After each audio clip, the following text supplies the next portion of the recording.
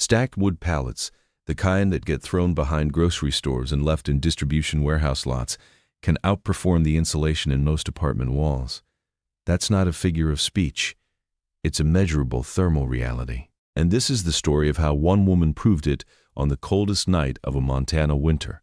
Not in a laboratory, not with instruments designed for the purpose, but in a structure she built herself from materials the city had decided it no longer needed. Her name was Margaret.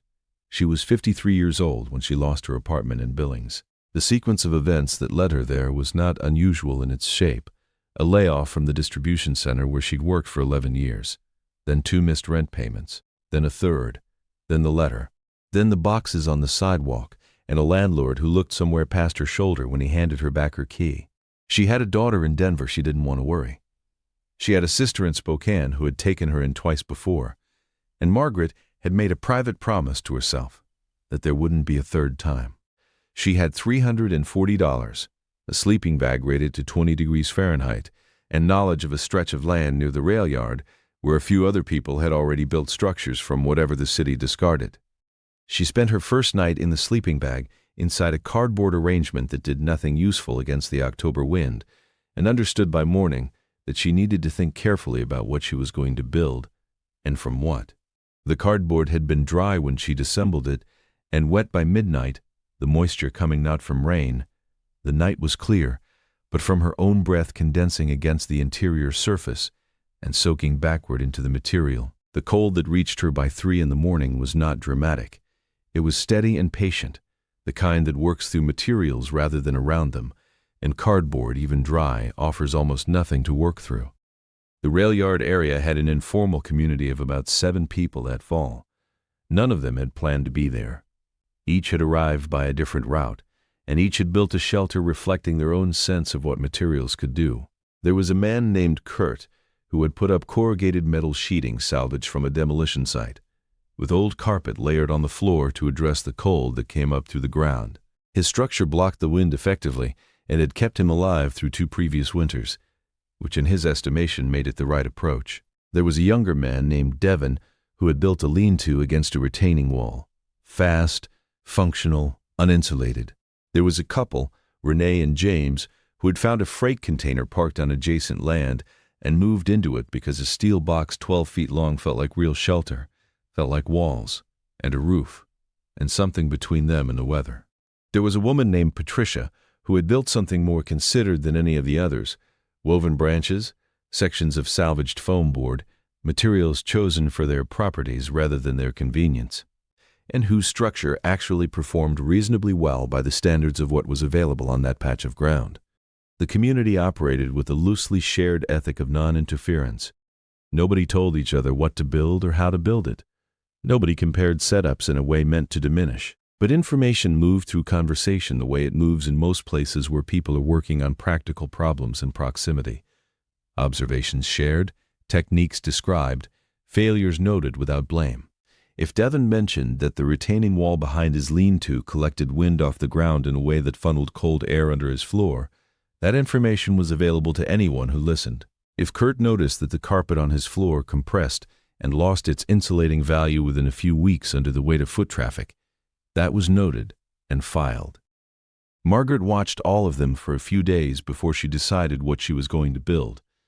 She was looking at the materials each person had chosen, thinking about why they'd chosen them, and thinking about what she knew about materials from 11 years of working in a place where materials were handled, stacked, moved, and cataloged every single day.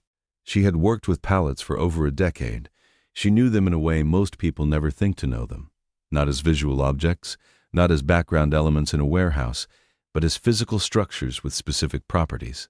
She knew which ones were treated with methyl bromide, stamped MB in the corner, fumigated for international shipping, and mildly toxic at close range in confined spaces. She knew which ones were heat-treated, stamped HT, safe to handle and to live around. She knew the difference between a pallet that had carried dry goods and one that had absorbed moisture across its grain and would rot from the inside over a winter. She knew which warehouses would let her take the broken ones on Thursday mornings and which ones stacked their discards against which fences. She also knew from years of handling them what they weighed at different moisture levels, how they split under stress versus how they bent, which species of wood, pine, oak, poplar, appeared most commonly in the regional supply chain, and how each behaved differently in cold and wet conditions. Pine was common and light and dried quickly when wet. Oak was heavier and more dimensionally stable and held its shape better through freeze-thaw cycles. She didn't have a preference for either.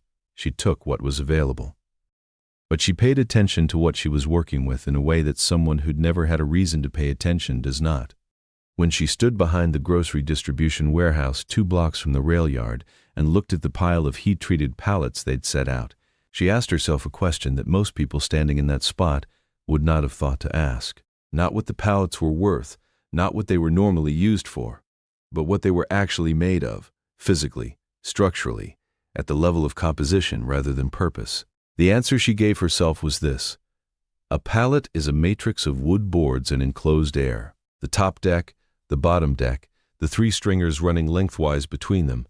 Together they create a structure that is roughly 30 to 40% air by volume. Dozens of small, rectangular chambers, enclosed on multiple sides, each one holding still air in a space too small for meaningful circulation. She had seen a colleague at the warehouse stack pallets face to face, top deck pressed against top deck, to create a stable storage platform. The result was a dense assembly with a sealed interior cavity several inches thick, filled with completely enclosed air. She had noticed, without particularly thinking about it at the time, that this cavity was warm to the touch on cold mornings in the warehouse. The air inside it didn't move. The wood around it conducted heat slowly. The combination held warmth in a way that the open warehouse air did not. That observation was what she was building on when she started dragging pallets to her spot in late October. Kurt watched her work for a while on the second day. He was not being unkind when he walked over to tell her what he'd concluded. He'd been there 2 years and had thought carefully about staying warm, and his thinking had led him to the same place most people's thinking would lead them. Dense materials block the cold, solid walls hold heat. The more substantial the barrier, the better the protection. His corrugated metal sheeting was imperfect, but it was solid. It blocked wind, and it had worked for 2 winters. Wood's no good, he told her. Wood lets the cold right through. You need something solid. He watched her place 2 pallets face to face, top deck against top deck, and stand back to look at the gap she was creating between the outer boards. He saw what appeared to be a structure with large open sections, air visible through the boards, nothing that looked like the solid barrier he'd learned to value. You're wasting your time, he said. That's just wood and air. That's nothing. She thanked him for the advice and kept working. His assessment was not unreasonable. It was, in fact, the sane assessment that most professional builders would have given through most of human history. The logic of it is intuitive. Dense things feel protective because they are, in a direct mechanical sense, substantial. Stone, brick, clay, packed earth, thick timber. These are the materials that human beings had built shelters from across thousands of years and dozens of climates. And they worked. Roman walls were thick. Medieval fortifications had walls 10 feet deep. Adobe houses in the American Southwest, yurts in Mongolia, longhouses in Scandinavia, all relied on dense materials and thermal mass to resist the cold. The model had a long and successful track record. What the model missed, what building scientists spent much of the 20th century working out and arguing about, was the distinction between 2 different things that people often conflate when they think about staying warm. One is blocking the cold you can feel. The other is trapping the warmth you generate. They're related, but they're not the same, and the difference between them becomes critical when the temperature drops far enough and stays there long enough. Dense materials are excellent at storing heat and at resisting wind. They're also conductors. They move heat from one side to the other, with a relentlessness that has nothing to do with whether you want the heat to go that direction. A stone wall on a very cold night doesn't just hold your warmth inside. It holds the cold outside, and eventually, across enough hours, the cold wins.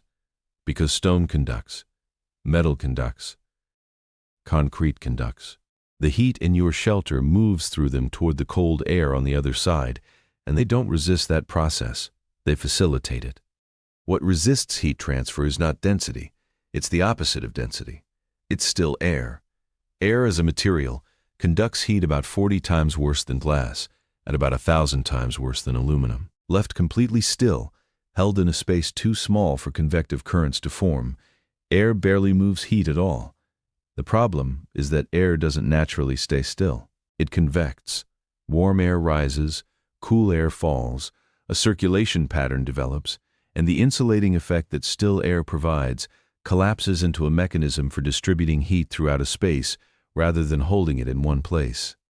This is the central physical principle behind every modern insulation material. Fiberglass bat is not warm because of the glass fibers. The glass fibers conduct heat efficiently. If you packed a wall with solid glass, it would be a thermal disaster. Fiberglass bat is warm because the fibers trap tiny pockets of air and prevent those pockets from circulating. The fibers break up potential convection currents into spaces too small for them to develop. When air can't circulate, it can't carry heat away. The glass is the structure. The air is the insulator. The same principle governs a down jacket. The feathers don't generate warmth. They trap the air that surrounds your body and prevent it from circulating away. Compress the jacket flat and squeeze the air out of it, and it stops working entirely. The material hasn't changed. The air has been removed. The insulation is gone. A shipping pallet, this structure that Kurt had dismissed as just wood and air, is, by its design, a system specifically built to maximize enclosed air volume within a wooden framework. Not deliberately, not with insulation in mind. Pallets are designed for load-bearing and forklift access, and the economics of shipping. But the result of that design is a structure where roughly a third of the total volume is enclosed air, in chambers sized below the threshold where convective currents become significant. Stack 2 pallets face to face in the interior cavity between the decks, several inches of completely enclosed air. Functions as a dead air insulation layer. Stack those assemblies in a grid, offset so no vertical seam runs unbroken from foundation to roof, and you've built a wall with an R value that building scientists would estimate at somewhere between R8 and R10 per double-stacked layer, depending on species of wood, moisture content, and how thoroughly the gaps are sealed. The average exterior wall of an American apartment building, properly installed to code in new construction, achieves an R value of between R13 and R19. That sounds like a significant advantage for the apartment wall, but that figure assumes proper installation, correct vapor barrier placement, no settling or moisture infiltration, and no thermal bridging. No continuous solid path from the warm interior to the cold exterior through which heat can bypass the insulation entirely. Real-world residential walls, measured in actual buildings rather than on specification sheets, perform noticeably worse than their rated values. Thermal bridging through wall studs, air infiltration around electrical outlets and plumbing penetrations, installation gaps and compression in bad insulation. All of these reduce the effective performance of a conventional wall in ways that don't show up in the nominal R value. Studies measuring whole wall performance in existing housing stock regularly find effective R values 10 to 30% below the design specification. Margaret's pallet walls, assembled with the interior cavities sealed and the exterior gaps filled, and this was the work nobody watching from outside could see, could approach and in some configurations exceed the actual thermal performance of the walls. Her neighbors were laughing at her from behind. She finished the basic structure over 4 weekends. The footprint was 9 feet by 7 feet, 63 square feet of floor area, with a ceiling height of just under 6 feet. She chose those dimensions deliberately. A smaller interior volume means less air to heat with your body's own metabolic output. A resting human body produces approximately 80 watts of heat, roughly equivalent to an incandescent light bulb. In a small sealed space, that heat builds up. In a large space, it disperses into the air without meaningfully raising the temperature. The foundation was 8 pallets laid flat on the ground, raised off the soil on a grid of cinder blocks she'd found in a demolition pile. She'd watched the other shelters through enough wet weather to understand that ground moisture was the first and most persistent threat. It wicked upward through any material in contact with the earth, collapsed insulation, and introduced the kind of cold that came up through the floor as steadily as the cold that came through the walls. For the walls themselves, she stacked the pallets in the face-to-face configuration she'd worked out. Then offset each successive pair from the one below it, the same running bond used in brickwork, so that no single vertical seam ran continuously from the bottom of the wall to the top. This mattered because a continuous seam is a continuous thermal bridge, a path through which heat could travel from the warm interior to the cold exterior, without ever having to cross the insulating air chamber. Eliminating it meant that every path the heat could take through her wall had to pass through at least one dead air layer. She used salvaged bolts and metal strapping to tie the assemblies together. For the roof, she stacked pallets at a slight pitch, so that rain and snow would drain rather than accumulate, then layered salvaged plastic sheeting and a tarpaulin over the top, tucked and weighted at the edges.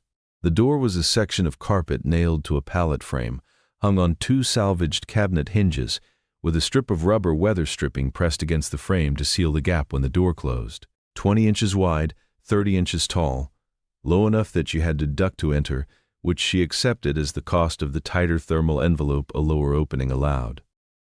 When the structural work was done, she started on the details that nobody outside the structure could observe. She mixed a batch of plaster from salvaged Portland cement and sifted sand, and worked along every exterior joint, filling every gap between pallets, every crack where boards didn't sit flush, every seam where she could feel air moving when she held her hand against the wall on a cold evening. She was not doing this for aesthetics.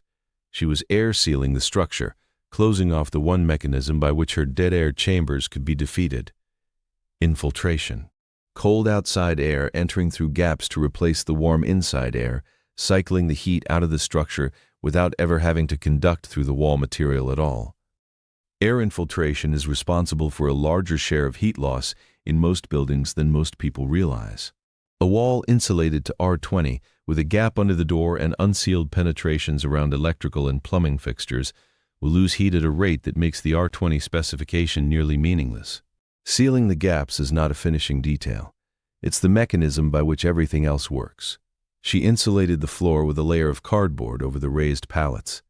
Cardboard is a functional short-term insulator when kept dry, and she intended to keep it dry, and over that a section of closed-cell foam camping pad from a Goodwill bin, and over that, her sleeping bag.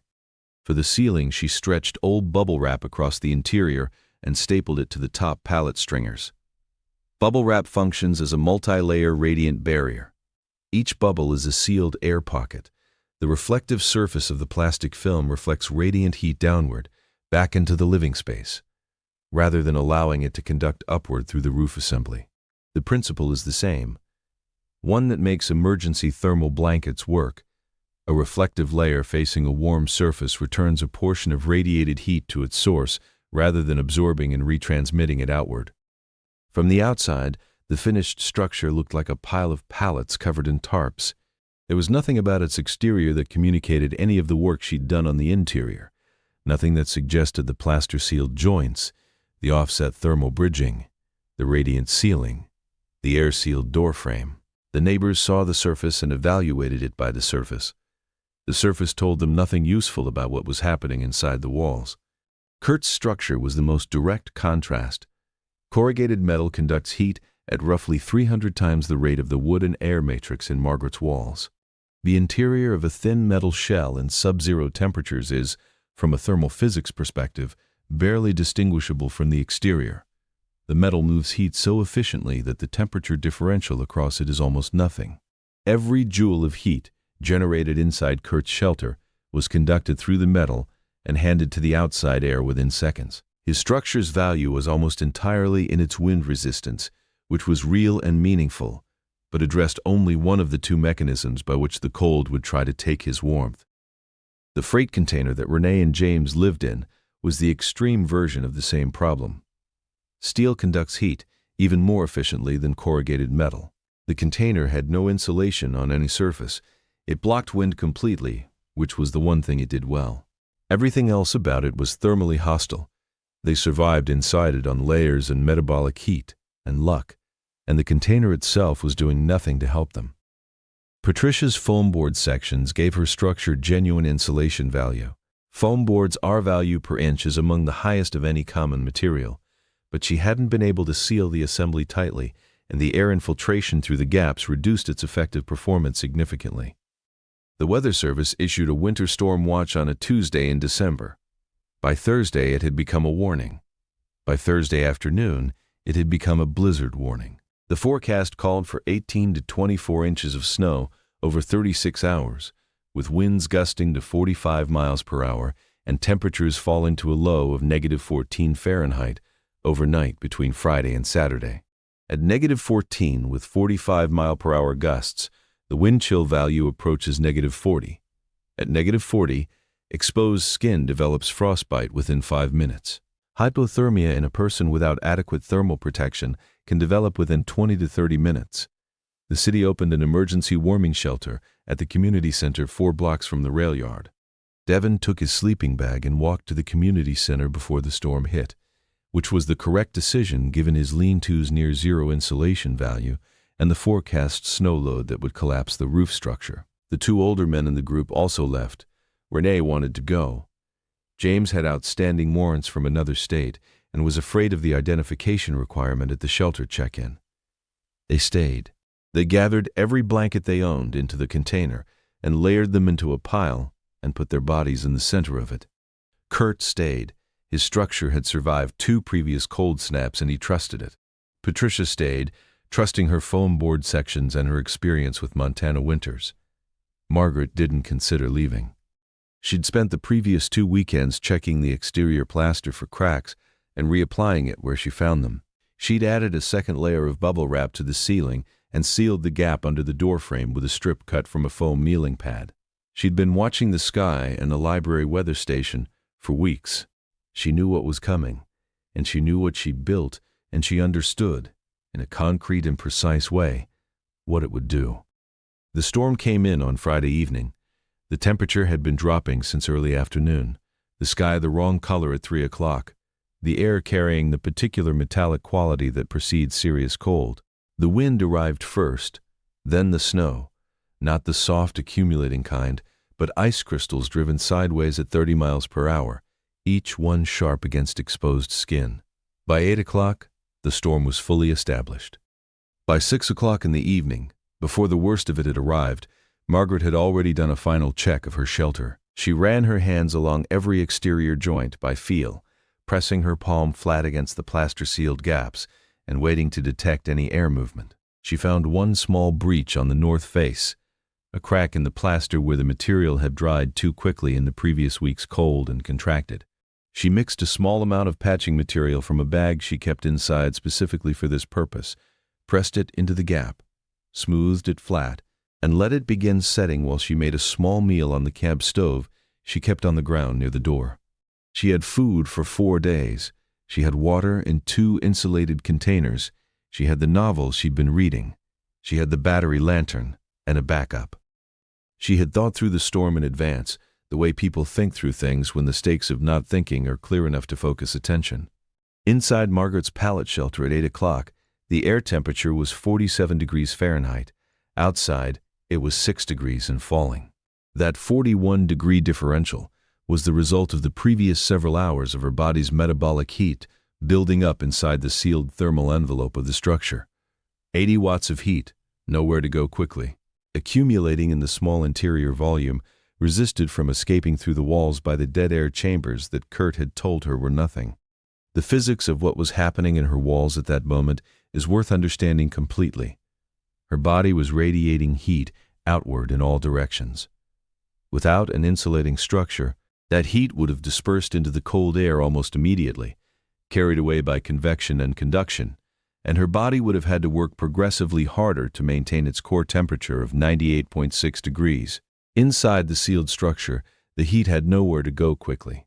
The still air in the interior, kept still by the windbreak function of the outer walls, trapped her body's heat output close to her. The bubble-wrap ceiling reflected a portion of the radiated heat back downward, rather than letting it conduct upward through the roof. The dead air chambers in the double-stacked pallets resisted the conductive transfer of that interior heat to the outside air through the walls. This is the same thermal dynamic that keeps a thermos of coffee warm for hours. The thermos doesn't add heat to the coffee. It creates a barrier between the coffee and the surrounding air that resists all 3 mechanisms of heat transfer simultaneously. The vacuum layer eliminates conduction and convection. The silvered surface reflects radiation back inward. The coffee stays warm because the heat it already contains has nowhere to go. Margaret's shelter was doing the same thing at larger scale with imperfect but functionally significant versions of the same mechanisms. By midnight, the temperature outside had fallen to -8 Fahrenheit. The wind was gusting at 42 miles per hour. Inside her shelter, the thermometer she'd taped to the interior pallet face read 44 degrees Fahrenheit, a 52-degree differential. In a structure that had cost nothing to build, assembled from materials that everyone around her had agreed were worthless. She spent several hours reading a novel by battery lantern. She was wearing 2 layers and her sleeping bag. She was warm enough to be comfortable in a way that is genuinely difficult to convey to someone who hasn't experienced what serious cold is like from inside a structure that is holding against it. Inside Kurt's corrugated metal shelter, the temperature was following the outside temperature downward. He spent most of the night fully clothed inside his sleeping bag, shaking hard enough that he couldn't sleep, the metal walls conducting the cold inward faster than his body could replace the heat. By 3 in the morning, he was seriously considering running to the community center through the storm, 4 blocks through wind chill values approaching -40, which would have been genuinely dangerous. He stayed because he was afraid of what the storm would do to him in those 4 blocks. But the calculation had become close. The storm broke around 4 in the morning. Margaret woke to the particular silence that follows a major snowfall, the acoustic damping of every surface, the absence of the wind that had been constant for hours. She lay still for a moment, aware of the temperature of the air around her, still above freezing. Her thermometer read 43 degrees Fahrenheit inside. She opened the door, pushing against the drift that had built against the exterior, spilling a shelf of snow across the threshold. The outside temperature on the thermometer's exterior probe read -14 Fahrenheit, 57 degrees of differential. Over the full night, her structure had maintained a temperature gap of approximately 65 degrees between its interior and the ambient air outside. 65 degrees, sustained through 18 hours of blizzard conditions, in a structure built from discarded shipping pallets and salvaged plaster and a camping mat from a thrift store bin. She walked through the snow to check on her neighbors. Kurt was alive. By his own description, it was the coldest night he had experienced in his life. His sleeping bag had kept him from hypothermia, but the metal walls had given the cold every advantage they possibly could, and the cold had used them. He looked at her when she appeared at his door with an expression that had nothing performative in it. He asked how it had been inside her structure. She told him the temperature readings. He stood for a moment and looked at the pallet walls she'd built. The air inside them, he said. It was not quite a question. The air doesn't move, she said. It can't circulate. Cold air can't get in to replace the warm air because the chambers are sealed, so the warmth stays. He had called those chambers nothing. He had been correct that the wood itself didn't do much. Wood is a modest conductor, and its contribution to the overall thermal performance of the wall was secondary. He had been looking at the wood and calling it wood and concluding that wood wasn't enough. He had missed the air entirely. The thing is, calling the air nothing was not a careless mistake. It was a logical conclusion from a model that had worked adequately for most of human history. Dense things block wind. Dense things hold warmth. Solid walls are better than porous ones. The model is right enough, in mild conditions, that it never needs to be interrogated. It only fails when the conditions are extreme enough that adequate is no longer sufficient, when the gap between mostly right and actually correct opens up into the space between 44 degrees and -8. Renee and James had survived the night, but Renee had developed mild hypothermia, confusion, slurred speech, persistent shivering, skin cold to the touch when James pressed his hand against her arm at 5 in the morning. He walked her to the community center at 7, warrants be damned, and she spent several hours on a warming cot. Patricia's structure had held its interior temperature in the low 30s, cold above freezing. Not dangerous, but not comfortable. The foam board sections had done genuine work, but the unsealed gaps had cost her 10 to 15 degrees she could have kept. The informal accounting of that morning was this: Margaret's shelter, 43 degrees at the coldest point. Patricia's, low 30s. Kurt's, following the exterior temperature downward through the night.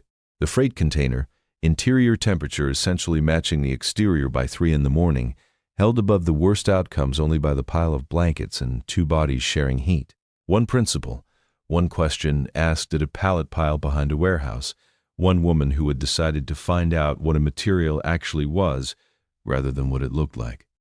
Kurt started asking questions in the days that followed. Not immediately. There's a dignity to what you've built with your own hands that doesn't disappear just because a neighbor's version works better, and he sat with what he'd learned for a while before he came to talk about it. But eventually he came. He asked Margaret to walk him through the reasoning, not the building instructions, but the underlying physics, why it worked the way it worked. She explained it the way she understood it, which was practical and precise, and without the vocabulary of building science, but with the accuracy of someone who had thought it through from first principles. Air conducts heat badly, she told him, but moving air carries heat away fast. What you want is air that can't move. Small chambers. Sealed on every side, the cold has to push through the air by conduction to get to you, and conduction through still air is slow. That's why the chambers have to be sealed, the plaster, the weather stripping on the door, all of it. Every gap is a place where the still air gets replaced by moving air and the insulation stops working. He asked why the dead air in the chambers was more effective than the air inside his metal structure. Because your structure doesn't have chambers, she said. It has one big space. The air in it can move. It can circulate, rise when it's warm and fall when it's cool, and every time it touches the metal wall, it loses its heat through the metal to the outside. My walls don't let the air touch the outside directly. The air is in a pocket. It touches the wood, not the cold air. The wood conducts a little, not much, and then on the other side of the wood there's another air pocket, and then more wood, and the cold has to work through all of that before it gets to the interior. He thought about this for a while. Then he said that his grandmother's house in northern Minnesota had had walls built of lath and plaster over thick studs, dense and solid-looking, and had been one of the draftiest houses he'd ever been in. Because the gaps, Margaret said. All that solid material, and if the gaps weren't sealed, the air moved through anyway. Solid material by itself doesn't stop infiltration. You need both the dead air chambers for the thermal resistance and the sealing for the infiltration. One without the other leaves you with half a solution. That was the thing that was easy to miss from outside the structure. The plasterwork was invisible. The weather stripping was invisible. The offset stacking that eliminated continuous thermal bridges was invisible. What was visible was a pile of pallets covered in tarps, which told anyone looking at it nothing about the physical reasoning embedded in its construction. Kurt rebuilt his shelter the following spring. He kept the corrugated metal sheeting as an exterior rain and wind barrier. It was useful for what it was good at, and built the pallet assembly on the interior, face to face. The dead air cavities all oriented horizontally to limit vertical convection currents within them. He sealed every joint with plaster and added salvaged foam board at the ceiling level. He asked Margaret to check his work before he declared it finished, and she found 2 gaps in the eastern wall that he'd missed and helped him seal them. The following winter, he told her it was the best he'd slept in 6 years. What Margaret had built, without any formal training in building science, without access to thermal engineering texts or energy efficiency guidelines, was a structure whose operating principles had been understood by researchers since the 1930s and had been standard in high-performance construction only since the energy crisis of the 1970s forced a serious reckoning with how residential buildings actually performed in cold climates. Before the 1970s, residential insulation was not a primary concern in most building codes. The assumption was that heating fuel was cheap, that buildings could be heated to comfort levels regardless of how much heat they lost through the envelope, and that the structural performance of a wall, its ability to hold up the building and keep rain out, was the only performance standard that mattered. The oil embargo of 1973 changed the economics of that assumption overnight. Suddenly, the heat that escaped through the walls had a visible and painful dollar value attached to it, and the building industry began measuring for the first time systematically how much heat actually escaped and why. What they found was not flattering. The walls of most existing buildings were performing at a fraction of their theoretical capacity. Thermal bridging through structural framing was reducing effective R values by 20 to 40%, below the nominal values calculated from the insulation alone. Air infiltration through unsealed penetrations and gaps was responsible for a further large fraction of heat loss that the nominal R value calculation didn't capture at all. Because nominal R values measure conductive resistance through the wall assembly and say nothing about the convective losses from air moving through gaps around and past the assembly. The principles are not complicated once they're stated, but they run counter to the intuitions that most people carry about what makes a wall good. The intuition says, solid is better than porous, dense is better than light, more material is better than less. The physics says, trapped still air is the best insulating medium available at ambient conditions, and the job of the structural material is to hold that air in place and prevent it from circulating, not to provide the insulation itself. This is why modern high-performance building standards, the Passive House standard being the most rigorous, require a continuous layer of exterior rigid foam insulation over the entire wall assembly, covering every stud and plate and framing member. The structural frame of a house, left exposed to the exterior, is a network of thermal bridges, solid conductive pathways from the warm interior to the cold exterior, each one bypassing whatever insulation sits in the cavities between them. Covering the entire exterior with a continuous insulation layer breaks every one of those bridges simultaneously. The structural material is separated from the thermal boundary so that no single element conducts heat uninterrupted from inside to outside. Margaret arrived at this solution by offsetting her pallet assemblies, staggering the cavities so no continuous solid path ran from the warm side of the wall to the cold side. She arrived there not from a building science text, but from watching a warehouse colleague stack pallets for load-bearing stability, and from translating that structural logic into a thermal one. The warehouse colleague had been trying to eliminate structural weak points. Margaret was trying to eliminate thermal bridges. The geometry that solved one problem solved the other. The building scientists call this thermal mass decoupling. Margaret would not have used that phrase, but she understood, precisely and practically, the principle it describes. This kind of knowledge, the kind arrived at through direct engagement with materials under conditions where being wrong has immediate consequences, tends to be more durable and more accurate than knowledge inherited from convention. Convention told Kurt that dense materials block cold. That convention had served him adequately for 2 winters and had nearly killed him on the 3rd. It was adequate until it wasn't, and adequate until it isn't is a description of a problem waiting for the right conditions to become visible. Margaret's question at the pallet pile, what is this thing actually made of, was a refusal to accept the conventional answer. The conventional answer was scrap wood, waste material, something beneath consideration. That answer is a social evaluation of the pallet, not a physical one. It describes what the pallet is worth in the economy of materials, not what it is in the physics of heat transfer. The physical answer? A matrix of wood fibers and enclosed air chambers comprising roughly 35% air by volume, with cavity dimensions below the threshold for significant convective circulation, available free in most North American cities. Heat-treated variants safe for residential use, capable of meaningful R values when properly assembled and sealed.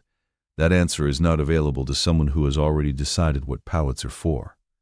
It's only available to someone willing to ask what they are, which is a different question and a harder one, because it requires setting aside the prior judgment long enough to look at the actual material. There's a broader pattern here that goes past insulation and pallets and Montana winters. Most materials that get classified as waste have been classified that way based on their failure to serve a specific original purpose. A pallet that's too damaged to carry loads, a foam mat too worn for exercise, a strip of rubber weather stripping from a discarded door frame. The classification says something about the original purpose. It says nothing about what other purposes the material might serve, and it says nothing at all about the material's physical properties, which exist independently of any purpose anyone assigns to them. A person with access to new materials doesn't need to interrogate this distinction. They buy what the store sells for the purpose the store sells it for, and the material performs as advertised, and the question of what it actually is never becomes urgent. A person without that access is forced to ask the harder question, not what is this sold as, but what is it, and what can it actually do? The answer, is frequently surprising.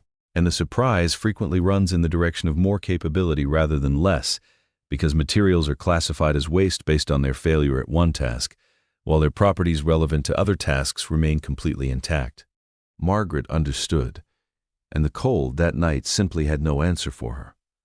She stayed because she had something to teach, and because there were people around her learning. 3 of her neighbors rebuilt their shelters using the double-stacked pallet system that winter and the following. 1. Including Kurt and a woman named Sandra, who arrived in November with her daughter and a single tarp, and nothing else. Margaret walked each of them through the work: where to find heat-treated pallets, how to identify moisture damage, the correct consistency for the plaster gap filling, the orientation of the cavities, how to check a completed wall seal by running your hand along the exterior on a cold evening and feeling for the small jets of warm air that told you where infiltration was entering. Sandra had come from Missoula after losing the apartment she'd shared with her daughter's father, who had left that fall. She was 31 years old, and she had arrived at the rail yard with very little practical knowledge about construction of any kind, and she was afraid in a specific way that Margaret recognized. Not of the situation itself, which she'd processed to the extent that was possible, but of the gap between what she knew how to do and what the situation required her to do. She knew how to keep her daughter fed and dressed and attending school by walking her to the bus stop 2 blocks over. She did not know how to build something that would keep them both alive through a Montana winter. Margaret spent 4 evenings that November working alongside Sandra, not directing and stepping back, but working together, so that the knowledge arrived through hands and decisions rather than through instruction. Sandra asked good questions. She wanted to understand the reasoning, not just the steps, and Margaret gave her the reasoning every time she asked for it. Why face-to-face and not side-by-side? Because face-to-face seals the cavity on 4 sides, and side-by-side leaves the top and bottom open. Why offset the courses? Because a continuous vertical seam is a continuous path for heat to travel outward. Why the plaster and not tape or caulk? Because plaster fills irregular gaps completely and bonds to the wood surface without leaving a gap at the perimeter, the way tape can. Sandra's daughter was 7 years old. She slept through her first Montana winter in a structure that held 42 degrees on the coldest night. That is not a temperature at which a child should be sleeping. It is a temperature at which a child's body stays intact, which is the relevant comparison when the alternative is a tarp in -14. Margaret eventually left the rail yard. A connection she made during her daily visits to the library led to a part-time position with a community organization that helped transitional housing residents understand their lease rights. That position became full-time. The full-time work eventually led to an apartment and then to years of work in housing advocacy that she continues to this day. She is not famous. She has not been written about in building science journals. The pallet structure she built at the rail yard was torn down when the land was cleared for a logistics facility expansion, which carries an irony that doesn't require elaboration. The 3 structures built on her model by her neighbors were also cleared. But the principle she worked out from a pile of discarded pallets on a Saturday morning in October survives in every person who came to understand it. And it survives in its own right, independent of whether any particular structure made from it is still standing.